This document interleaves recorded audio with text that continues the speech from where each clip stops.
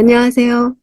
악인의 독선과 권력 남용의 위험에 대해 다룹니다.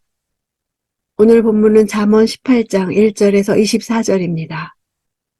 1절. 다른 사람과 어울리지 못하는 사람은 자기 욕심만 채우려 하고 모든 지혜를 배격한다. 공동체에서 분리 또는 단절되는 자에 대한 교훈입니다. 하나님의 백성들인 이스라엘 자손들의 삶과 신앙은 모두 공동체를 바탕으로 하고 있습니다. 그래서 족장 시대부터 이스라엘의 구성원 개인은 백성이라는 공동체로부터 단절되는 것을 가장 큰 불행과 비극으로 여겼습니다.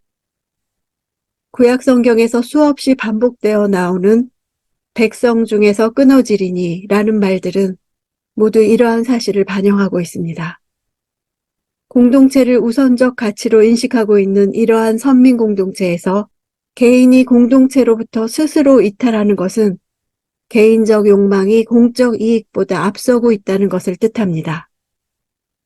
자신이 속한 공동체 전체가 따르는 바를 멸시하고 자기 생각과 아집만을 고집하는 자를 가리킵니다.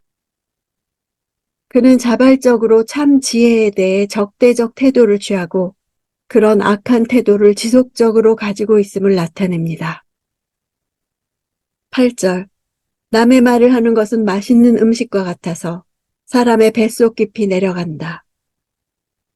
남의 말 하기를 좋아하는 인간의 타락된 본성을 지적합니다. 현실을 왜곡하는 말은 별식처럼 매력이 있습니다. 뱃속 깊이 내려간다는 것은 타인에 대한 그릇된 말이 사람들에게 깊은 영향을 미친다는 의미입니다. 복수형으로 쓰여서 타인을 비방하는 악인들의 그릇된 말들이 인간의 내면 곳곳에 독소처럼 번져 있어 매우 깊은 영향을 미치고 있음을 나타냅니다. 듣는 사람들 대부분이 아무런 비판이나 검증 없이 그 말들을 수용하며 더불어 즐기는 경우가 많습니다. 험담하면 험담하는 사람이 선해 보이고 험담의 대상은 악해 보입니다. 말에는 현실을 규정하는 힘이 있습니다. 말은 사실만 전달하는 것이 아니라 해석까지 덧붙이기 때문입니다. 이로써 듣는 사람의 보는 시각을 지배합니다. 9절. 자기 일을 게을리하는 사람은 일을 망치는 사람의 형제다.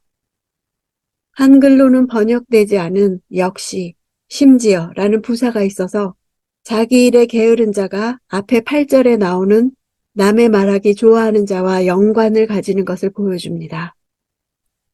게으름은 주위 사람의 선까지도 파괴합니다. 가정이나 사회에서 제 몫을 다하지 않음으로써 남의 짐을 가중시킵니다. 마음 먹고 일을 할 때에도 자기만을 생각합니다.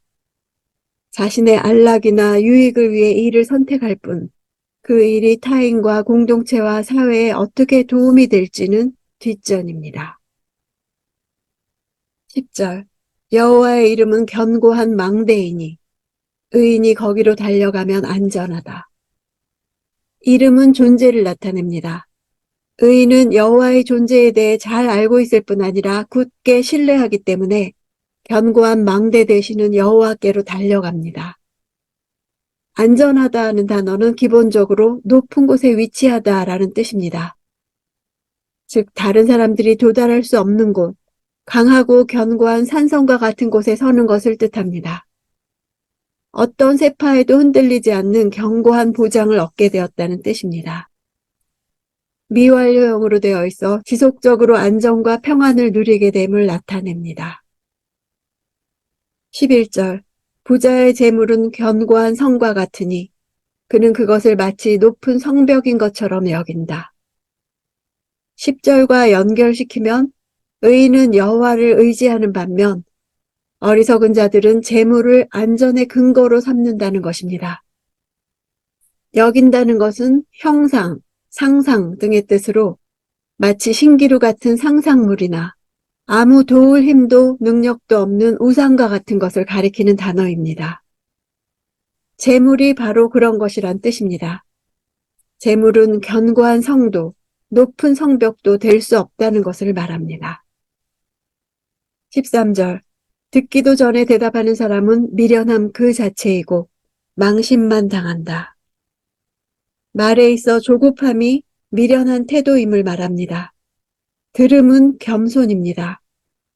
겸손은 자기 스스로 낮추는 태도이지만 망신은 타인에 의해 낮아지고 수치를 당하는 것입니다. 듣기도 전에 대답하는 것은 행동이자 태도입니다. 상습적으로 말허리를 자르는 사람을 가리킵니다. 그들은 상대의 말이 끝날 때까지 기다릴 필요를 못 느낍니다. 진정한 대화를 하는 것이 아니며 실제로 상대의 말에 반응하는 것이 아닙니다. 그들에게 대화란 자기의 의사를 드러낼 기회일 뿐입니다. 듣기도 전에 대답하는 것은 선입견이 있다는 뜻입니다. 상대의 진실을 다 알기도 전에 말 그대로 미리 판단한다는 뜻입니다. 선입견은 상대를 단정해버립니다. 진실을 중시하지 않기 때문에 사람에게 관심을 두지 않는 것입니다. 16절. 선물은 사람이 가는 길을 여유롭게 해주고 그를 높은 사람들 앞으로 인도해준다. 선물은 존경하는 사람이나 사랑하는 이에게 즐거운 마음으로 주는 예물, 즉 호의적인 것입니다. 가는 길을 여유롭게 해준다는 것은 활동 영역을 점점 더 크게 만들어간다는 의미입니다. 사심 없이 감사와 애정을 담아 전달하는 선물이 사람들 사이의 관계를 넓혀주고 원활하게 해준다는 의미를 나타냅니다.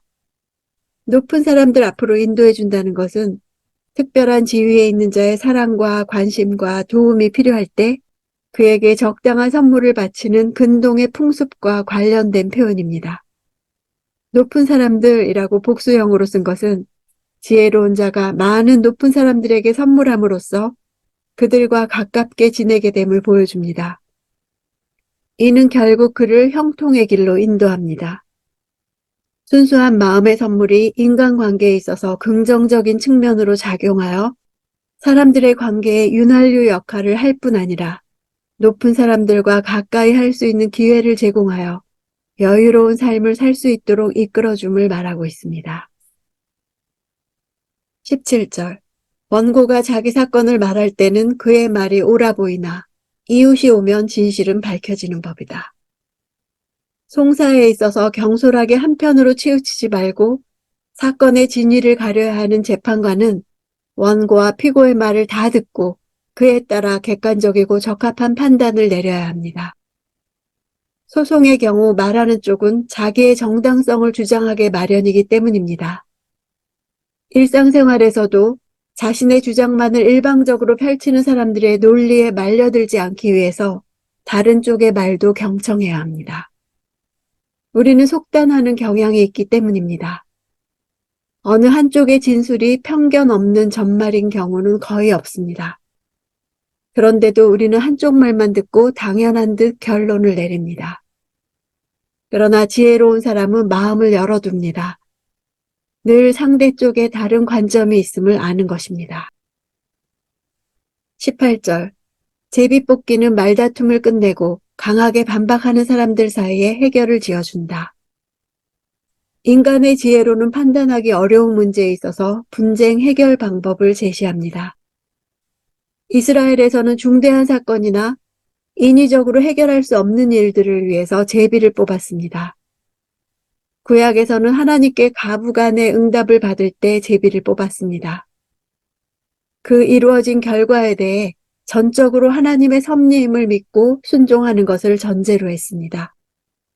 강하게 반박하는 사람들 사이에 해결을 지어준다는 것은 제비뽑기가 지닌 최종적 권위를 말하는 것입니다. 그러나 이 방법이 성경에서 마지막으로 쓰인 때는 오순절 직전에 가룟 유다의 후임자를 뽑을 때였습니다. 그 후로는 하나님의 말씀에 기초해 기도하는 가운데 회의나 선출을 통해 결정을 내렸습니다. 또는 그리스도인 지도자에게 가서 사건을 의논한 뒤 그들의 결정을 받아들이는 방법이 있습니다. 20절. 사람은 그 입에서 나오는 것으로 만족하고 그 입술에서 거두는 것으로 배부르게 된다. 말의 중요성을 교훈하며 말의 씨앗이 열매가 되고 소득이 되어 그 말을 한 사람에게 돌아가게 될 것을 말합니다. 만족하다, 배부르게 된다는 것은 좋은 말이 맺는 유익한 결과에 초점을 맞추고 있습니다. 24절. 많은 친구를 가진 사람은 해를 입기도 하지만 형제보다 더 가까운 친구도 있다.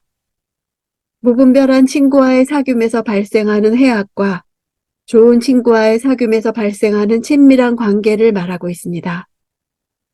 친구를 사귐에 있어서 양은 중요한 것이 아니며 질이 중요합니다. 신뢰할 수 없는 많은 친구를 얻는 자는 해를 당합니다.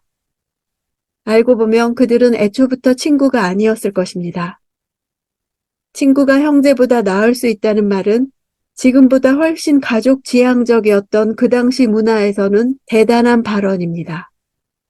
가족은 곁에 있더라도 실제로는 나를 좋아하거나 이해하지 못할 수 있습니다. 그러나 친구는 긴 세월 형제보다 친밀할 수 있습니다. 우리 생애 초반에는 대부분 가족을 통해 인생이 형성됩니다. 그러나 나머지 인생에는 친구를 통해 빚어집니다. 가장 많은 시간을 함께 보내는 사람끼리 닮아가게 마련입니다. 고대의 성벽은 공격을 막아주는 안전장치였으나 견고한 망대는 그보다 더 나았습니다. 누구나 최후의 안전한 보루가 있습니다. 이것만 있으면 나는 안전하다라고 말할 견고한 성이 있습니다.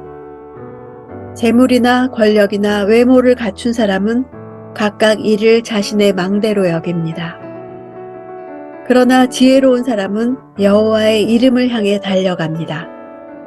이름을 향해 달려간다는 말은 그분이 어떤 분인지를 의지적으로 기억하고 되뇌인다는 뜻입니다. 예수님은 폭풍 중에 두려워하는 제자들에게 너희 믿음이 어디 있느냐라고 물으셨습니다. 지금까지 그분이 하시는 일을 다 보고도 잊어버린 그들을 책망하신 것입니다.